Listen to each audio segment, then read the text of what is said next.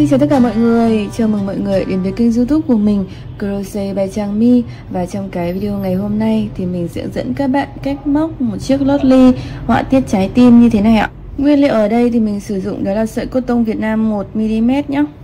Kim móc là kim 2.0 ạ. Mình dùng đến kéo và kim khâu nữa. Đầu tiên thì các bạn sẽ tạo một vòng tròn ma thuật bằng cách quấn vòng quanh ngón tay này. Móc một mũi bính. Sau đó sẽ là 8 mũi đơn vào cái vòng tròn ma thuật này nhé. 1 2 3 4 5 6 7 8 ạ. Kéo cái đầu dây bên này cho vòng tròn nó nhỏ lại ạ. Rồi một trượt vào mũi đơn đầu tiên.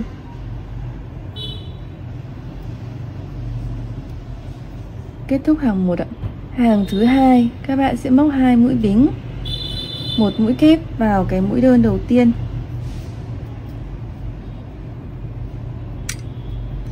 Sau đó là 3 mũi bính,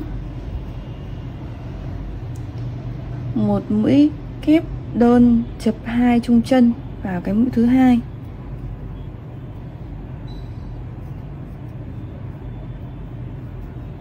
Sau đó là 3 mũi bính và lặp lại tương tự.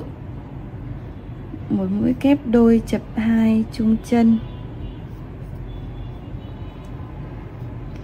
3 bính. Lặp lại như vậy cho đến khi hết hàng ạ. Kết thúc thì sẽ là một trượt vào cái mũi kép đầu tiên này.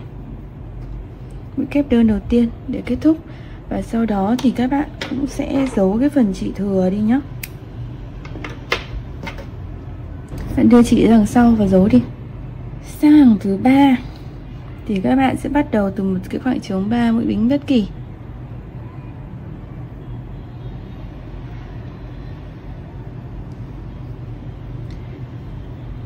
Mình móc 3 mũi bính ạ. Các bạn móc một mũi kép đôi chập 2 chung chân.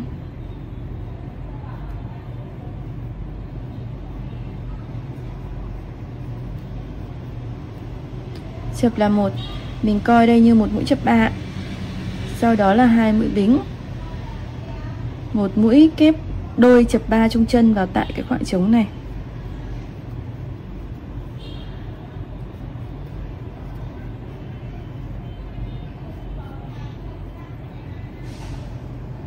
Chập, rồi cũng 2 bính.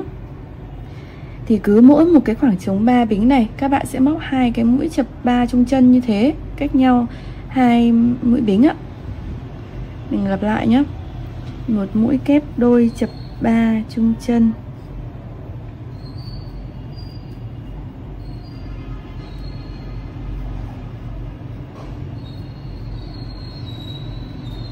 hai mũi bính, một mũi kép đôi chập 3 chung chân nữa,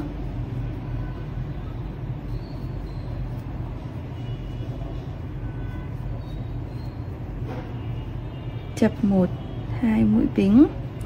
Tương tự như vậy các bạn sẽ lặp lại thêm 6 cụm nữa để đến hết hàng. Đến hết hàng thì sau 2 bính mình cũng sẽ móc một trượt vào cái mũi chập đầu tiên, rồi giấu chỉ thừa đi, cắt bỏ cái chỉ xanh này ạ. Hàng thứ tư thì mình sẽ bắt đầu ở cái khoảng trống 2 bính ở giữa hai cái cụm như thế này. Các bạn có thể lựa chọn bất kỳ. Mình dùng sợi chỉ màu đỏ. 2 mũi bính, mình coi là một mũi kép. Các bạn móc 4 mũi kép nữa vào khoảng trống 2 bính này. 1 2 3 4. Thì mình sẽ coi như là mình sẽ có 5 mũi kép đơn ở đây nhá. 2 mũi bính, một mũi đơn vào khoảng trống 2 bính, 2 bính. Và mình sẽ lặp lại họa tiết tương tự là 5 mũi kép đơn vào khoảng trống 2 bính này. 2 3 4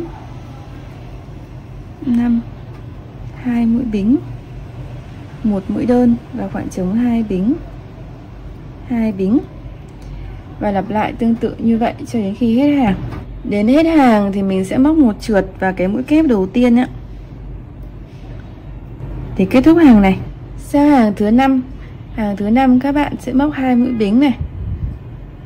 Ở cái vị trí bắt đầu nó sẽ hơi khác một chút.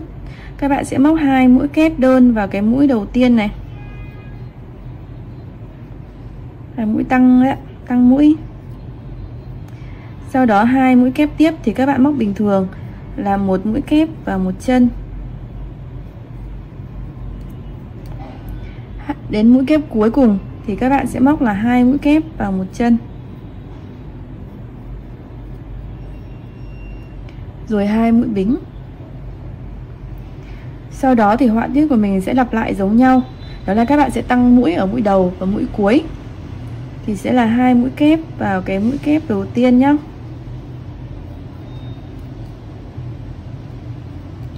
Sau đó sẽ là 3 mũi kép vào 3 mũi kép tiếp.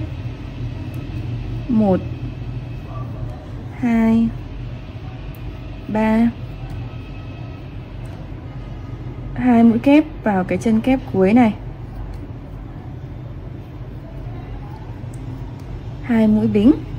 Và cứ tương tự các bạn lặp lại cho đến khi hết hàng. Đến hết hàng thì sau 2 mũi bính cuối cùng các bạn cũng sẽ nối một trượt vào cái mũi kép đầu tiên này để kết thúc hàng này ạ. Tiếp tục sang hàng thứ 6. Sang hàng thứ 6 thì các bạn cũng sẽ tăng mũi. Đầu tiên sẽ là 2 mũi bính nhé. 2 mũi bính. Ở vị trí đầu tiên thì các bạn sẽ là mũi đầu tiên này, các bạn sẽ móc 2 mũi. 2 mũi vào một chân này.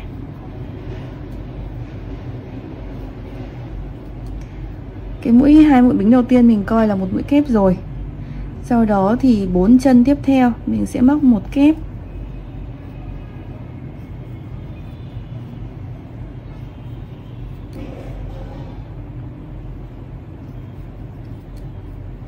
Đến chân cuối cùng thì sẽ tăng mũi, móc 2 mũi vào một chân, rồi một bính.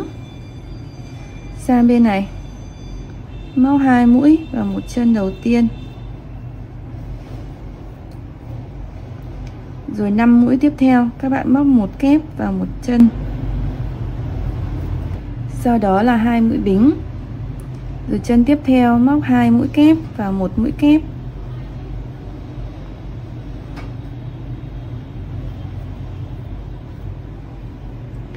Sau đó sẽ là 5 mũi kép. 1 2 3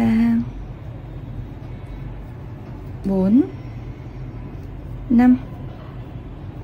Chân cuối cùng các bạn sẽ móc là 2 mũi kép vào một chân. Sau đó 2 bính. Và lặp lại tương tự như vậy cho đến khi hết hàng. Đến hết hàng thì mình cũng kết thúc bằng một mũi trượt vào mũi kép đầu tiên. Đến hàng cuối cùng thì các bạn sẽ móc một bính. Các bạn móc ngược lại phía sau này một mũi đơn giúp mình. Sau đó thì các bạn sẽ móc, bỏ qua mũi 1 này. Mũi 1 mình sẽ coi như là 2 mũi bính này. Mũi 2 này, chân thứ 3 này, các bạn sẽ móc 7 mũi kép ạ. Đây ạ, mũi này. 1 2 3 4 5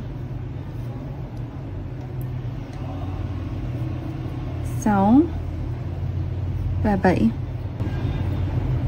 Sau đó thì mình sẽ cách ra một chân, móc một đơn vào chân tiếp theo. Tương tự cách một mũi móc 7 kép vào mũi tiếp theo. 2 3 4 5 6 7 ạ. Sau 7 mũi này sẽ là một đơn vào cái khoảng trống 2 mũi bính nhé. Mình sẽ móc tương tự. Ở đây các bạn sẽ bỏ qua 1 2, móc vào chân thứ 3, 7 kép.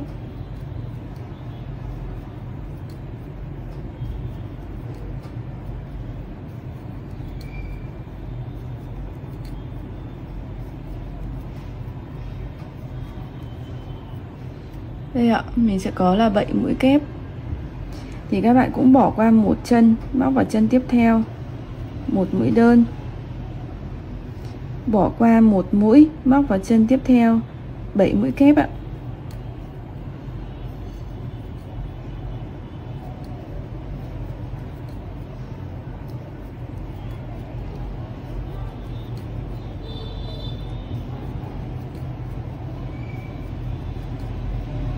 Bảy mũi kép.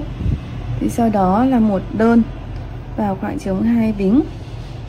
Và tương tự như vậy thì các bạn sẽ lặp lại cho đến khi hết hàng. Đến hết hàng thì cũng sẽ nối một trượt vào mũi đơn đầu tiên để kết thúc và giấu chỉ ạ. Như vậy là mình đã hoàn thiện xong cái chiếc lót ly này rồi ạ. Xinh không ạ? Chúc các bạn thành công nhé. Và đừng quên like, share và subscribe kênh YouTube của mình Crochet by Trang My nếu các bạn thích những cái video của mình. Cảm ơn các bạn rất là nhiều ạ.